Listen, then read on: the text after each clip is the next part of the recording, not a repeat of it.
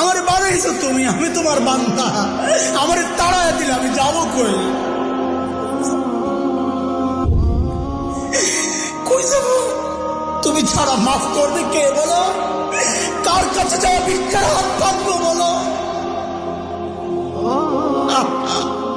কি দোয়া শিখাইয়া দিচ্ছেন নবী ভাই, কি দোয়া শিখাইয়া দিচ্ছেন। ওইভাবে মালিককে বলেন না একা একা, তুমি আমার রব, আনতা রব্বি, আনতা রব্বি, আর কেউ না। পাপ করছি তো তোমারই করছি, নাফরমানি করছি তো তোমারই করছি, আর কারো করি নাই। বানাইছো তুমি, এখন আমি যাবো কই? করে ফেলছি, এখন যাবো কই বলো? কি সুন্দর কথা।